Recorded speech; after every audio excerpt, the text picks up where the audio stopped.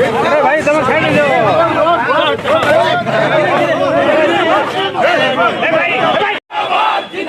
BJP जिंदाबाद, नवीन पटनायक मुर्दाबाद, नवीन पटनायक मुर्दाबाद।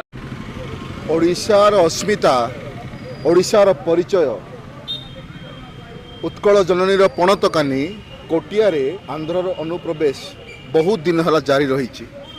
किंतु बिजु जनता दल जेते दिनरू शासन क्षमता को ओडिशा को आसिले, ओडिशा प्रदेश रे आंध्रर पड़ोशी राज्य मानकर अनुप्रवेश दिन को दिन बढ़ी चली। कोटिया भली एक पुण्यगर्भा माने उत्कल जननी होची रत्नगर्भा, ताहाकू बिक्री करी राज्य सरकार ताहा पड़ोशी राज्य सहित गोटे गुप्त संधि करी सालिश करी ताकू बिकिबारे अपप्रयास चलैचंती। ये भितरे पंचायत निर्वाचन आंध्र सरकार कोटिया भितरे अनुप्रवेश करी सफल करी पारुची पंचायत निर्वाचन को। विभिन्न जगार ओडिशार सीमांचल विभिन्न जगार मुख्यमंत्री जगन रेड्डींकर फोटो चित्र देखा मिलूँ। ठीक अच्छी जदि आंध्र अनुप्रवेश करी सेठी माने गोटे ये को लगे पारुची, प्रचार पत्र को लगे पारुची, ओडिशार प्रशासन कौन कर, ओडिशा सरकार कौन कर, ये दिगरे ओडिशा सरकार चेईकी शोइचंती। उत्कल जननीर अस्तित्व को, उत्कल जननीर अस्मिता को, परिचय को लुंठित हबारे देखी देखी बसिचंती, किछि करू नाहंती, क्लीबत्व नपुंसकत्व जाहिर कर।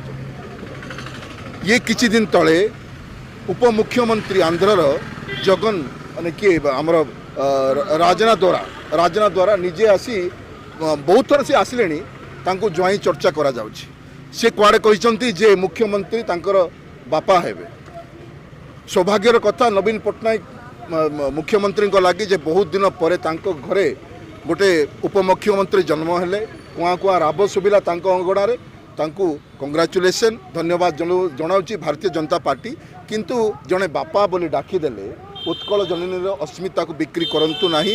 ये कौनसी ओडिशार जनता बर्दाश्त करेंगे एवं भारतीय जनता पार्टी सदा सर्वदा ये प्रति आंदोलनात्मक मनोभाव ग्रहण करिछि एवं राजरास्ता को बोलैछि।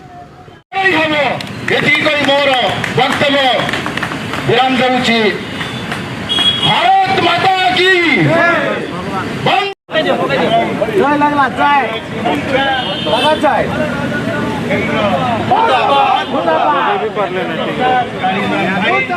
भाई उपस्थित संवादित बापा नवीन पटनायक मुर्दाबाद।